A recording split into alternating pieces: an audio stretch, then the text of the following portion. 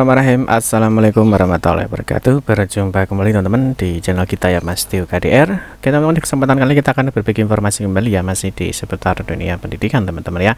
Dalam kesempatan kali ini kita akan berbagi informasi kembali ya, masih di seputar tenaga honorer, yang mana kita akan membahas teman-teman ada 5 langkah ya penyelesaian untuk tenaga honorer menjadi P3K di tahun 2025 ini ya. Nah tentunya nanti kita akan membahas teman-teman ada P3K guru, ada P3K nakes maupun di P3K nakes. Nah tentunya dalam hal 5 langkah penyelesaian tenaga honorer ini ada poin 4 dan 5 ini khusus tenaga honorer yang sudah mengikuti ini teman-teman ya. Jadi ada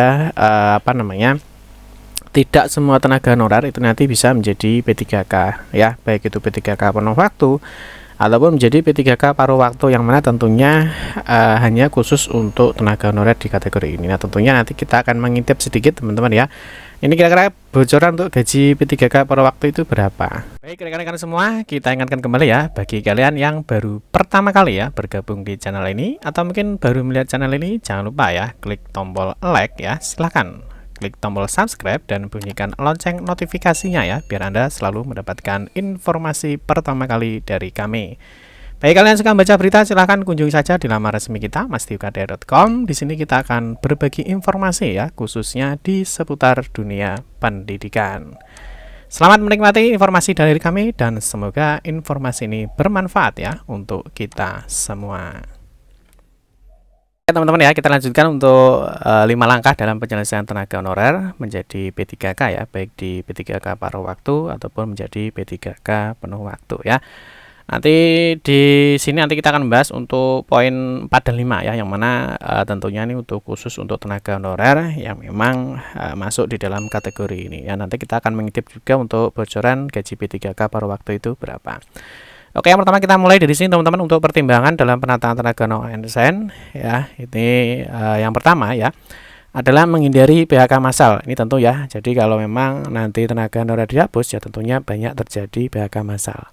Yang kedua, ini poin pentingnya adalah tidak mengurangi pendapatan yang diterima saat ini. Ya ini sesuai dengan pendataan di tenaga honorer ASN tahun 2022 kemarin juga banyak yang sudah menginputkan untuk gajinya saat pendataan itu berapa. Yang ketiga adalah menghindari pembengkakan anggaran. Ini jelas ya, kalau diteruskan ya anggarannya bisa membengkak teman-teman ya, kalau memang tidak sesuai dengan pendapatannya ya, atau pendapatan dari daerahnya.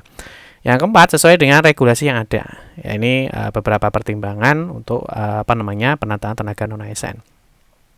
Selain itu teman-teman, untuk tetap yang pertama tidak mengganggu pelaksanaan pemerintahan, pembangunan dan pelayanan publik. Yang kedua adalah mendorong peningkatan kualitas dan profesionalisme SDM ASN. Dan yang ketiga adalah memberikan kesempatan kepada seluruh warga negara, termasuk tenaga non ASN dan ex tenaga honorer kategori 2, ini untuk berkompetensi menjadi ASN. Nah berikutnya teman-teman, kemarin ya di tanggal 8 ya, 8 Januari 2025 di sini Menteri Pan-RB teman-teman ya, Bu Rini Widiawati hadir pada rapat koordinasi penyelesaian tenaga non ASN di instansi pemerintah. Nah ini pemerintah daerah ya bersama Menteri Dalam Negeri ya Pak Muhammad Tito Karnavian dan juga Kepala Badan Negara atau BKN Pak Yudan Arif di kantor Kementerian Dalam Negeri atau Kemendagri. Nah berikutnya teman-teman, di dalam rapat ini ya, ini rapat ini dilaksanakan sebagai wujud komitmen pemerintah untuk memastikan sinergi perencanaan, penganggaran dan mekanisme perekrutan tenaga non ASN pada setiap daerah di Indonesia dapat berjalan tepat waktu. Nah, hadir juga ya di dalam rapat tersebut ya Wakil Menteri Pan-RB Purwadi Arianto, Wakil Kepala BKN Haryomo Dwi Putanto, PLT Sekretaris Jenderal Kemendagri Tom Sitohir, PLT Sekretaris Kementerian Pan-RB Iwan Agus Purwanto, PLT Deputi Bidang SDM Aparatur Kementerian Pan-RB Pak Abaju Bagja. Selain itu hadir juga para gubernur atau PJ gubernur ya, bupati atau PJ bupati, dan wali kota atau PJ wali kota di seluruh Indonesia. Nah dalam rapat ini tentunya ada 5 langkah dalam penyelesaian tenaga honorer di tahun 2025 ini. Yang pertama tentunya di sini di poin 1 teman-teman ya. Jadi langkah kolaborasi pemerintah pusat dan pemerintah daerah ya dalam penataan tenaga non ASN. Yang pertama di sini adalah berkomitmen ya dalam menyelesaikan tenaga non ASN yang terdata dalam database BK. Ini jelas ya teman-teman ya. Kalau antara pusat dan daerah ini sudah tidak berkomitmen atau tidak sinergi ya tentu tidak akan selesai ya terkait dengan tenaga non ASN ya. Jadi harus ada komitmen dalam penyelesaian tenaga non ASN. ya. Terus yang kedua adalah mendorong dan mengoptimalkan kebijakan penataan tenaga non ASN di tahap 2. Ini jelas ya. Jadi memang kemarin sudah keluar ya surat edaran. Nah, ini di tanggal 6 Januari teman-teman ya. Di 6 Januari 2025 ini memang sudah keluar terkait dengan penyesuaian jadwal untuk P3K tahap 2, yang mana kalau kita lihat untuk penyesuaian jadwalnya, jadi bagi rekan-rekan ini masih bisa melakukan pendaftaran sampai dengan 15 Januari 2025. Ya, mungkin nanti teman-teman bisa download surat edaran resminya ya di masdiokdr.com. Ya, jadi ini memang masuk di poin 2 ya, mendorong dan mengoptimalkan kebijakan penataan tenaga non ASN di tahap 2. Nah, berikutnya di tahap 3 ini juga memberikan kesempatan ya tenaga non ASN untuk mendaftar dan mengikuti seleksi ya. Jadi jangan hanya mendaftar tapi juga harus mengikuti seleksi pada P3K di tahap 2. Jadi poin 2 dan 3 ini berkesinambungan teman-teman ya. Jadi untuk P3K tahap 2 ini sudah ditambah lagi ya jadwalnya. Nah, tentunya teman-teman silahkan untuk mendaftar, dan berikutnya nanti setelah lolos di seleksi administrasi bisa mengikuti seleksi P3K di tahap 2. Nah, terus untuk poin 4 dan 5, nah tentunya ini bagi rekan-rekan yang sudah mengikuti seleksi ya, baik itu nanti menjadi P3K penuh waktu ataupun menjadi P3K paruh waktu. Nah, yang mana di sini menyediakan anggaran ya untuk P3K penuh waktu dan P3K paruh waktu. Bisa dari belanja pegawai ataupun belanja non pegawai. Nah, ini sudah jelas ya teman-teman ya. Jadi untuk P3K penuh waktu ataupun P3K paruh waktu sebenarnya sudah dijelaskan teman-teman ya di dalam aturan Permenpan RB ya nomor 347 tahun 2024 mengenai mekanisme P3K dalam tahun anggaran 2025, yang mana bagi rekan-rekan yang mendapatkan formasi ya, jadi berperingkat terbaik, jadi setelah mengikuti tes ya, nah, ini bagi pelamar yang dinyatakan lulus seleksi jika berperingkat terbaik ya, jadi yang nilainya terbaik ya, bisa menjadi P3K paruh waktu. Nah, tentunya bagi teman-teman yang lolos ya, kemarin ada kode R2, R3 ya. Nah, tentunya yang ada kode L-nya ya, berarti ini yang lulus ya. Misalkan ya kita kasih contoh yang di sini teman-teman ya. Jadi bagi teman-teman yang menjadi P3K paruh waktu ya, yang menjadi P3K paruh waktu ya, itu ada yang tanpa ada L-nya.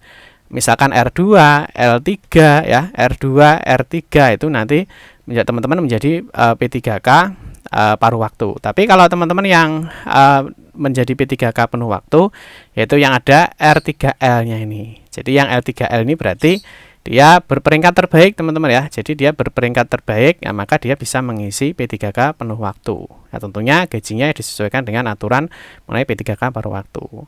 Ya, misalkan yang hanya R2L ya, kalau ada R2L-nya berarti lulus. Jadi dia dapat menjadi P3K penuh waktu atau mendapatkan formasi. Atau mungkin yang R3L ya, seperti ini, berarti dia lulus mendapatkan formasi. Tapi kalau tidak ada ya, misalkan hanya R2 saja misalkan ya, hanya R2 saja ya tanpa L-nya ya, jadi ada R2 atau L3 ya, tanpa ada R-nya ya, maka dia tidak mendapatkan formasi atau menjadi P3K paruh waktu. Nah, sebenarnya sudah diatur di TUM ke-33. Ya, jadi dalam hal pelamar telah mengikuti ya, jadi telah mengikuti seluruh tahapan seleksi. Jadi seluruh tahapan seleksi ini kan ada seleksi berkas atau administrasi, ada seleksi kompetensinya atau tes. Ya, jadi jika honorer sudah mengikuti seluruh tahapan seleksi, namun tidak dapat mengisi lowongan kebutuhan, dapat dipertimbangkan untuk menjadi pegawai pemerintah dengan perjanjian kerja paruh waktu. Ya, paham ya? Jadi poin 4 dan 5 menyediakan anggaran untuk P3K penuh waktu maupun paruh waktu. Yang berikutnya di poin 5 ini tentunya yang diharapkan adalah melakukan pengangkatan. Ya, melakukan pengangkatan tenaga non ASN yang mengikuti seleksi. Jadi yang sudah mengikuti seleksi ya, baik administrasi maupun kompetensi, menjadi P3K penuh waktu dan atau P3K paruh waktu. Ya, jadi teman-teman, ini mumpung masih ada kesempatan ya, masih dibuka sampai di tanggal 15 Januari. Nah, ketika teman-teman memenuhi persyaratan segera untuk melakukan pendaftaran ya. Supaya apa? Nanti bagi teman-teman yang memenuhi formasi atau dapat formasi bisa menjadi P3K penuh waktu, dan bagi yang tidak mendapatkan formasi bisa diangkat menjadi P3K paruh waktu. Ya. Terus berikutnya kira-kira berapa gajinya untuk yang P3K paruh waktu ya. Nah, P3K paruh waktu. Nah, ini kalau teman-teman kemarin saat melakukan pendataan tenaga non ASN itu kan ada penginputan gaji ya.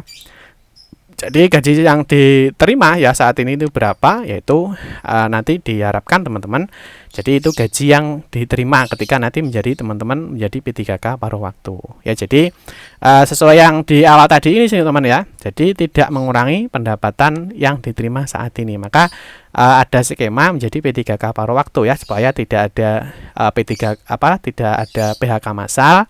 Terus teman-teman juga tidak mengurangi pendapatan yang diterima saat ini. Jadi saat ini yang diterima berapa, nanti ketika teman-teman menjadi P3K paruh waktu, yaitu gajinya disesuaikan. Jadi tidak ada pengurangan gaji ketika teman-teman menjadi P3K paruh waktu. Itu teman-teman ya. Jadi sekali lagi bagi teman-teman mungkin yang belum mengikuti proses seleksi ya, segera yang belum melakukan pendaftaran ya segera untuk melakukan pendaftaran ya, yang memang pendaftaran nanti memang masih dibuka ya sampai dengan di 15 Januari 2025 ya. Jadi manfaatkan kesempatan yang telah diberikan ya dari masing-masing pemerintah daerah ataupun di pemerintah pusat.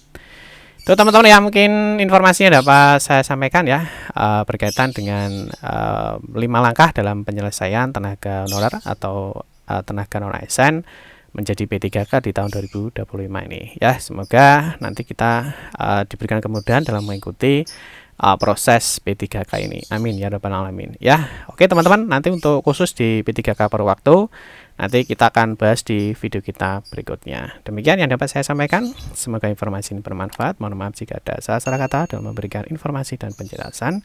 Kita berjumpa kembali di video-video berikutnya. Saya akhiri, wassalamualaikum warahmatullahi wabarakatuh.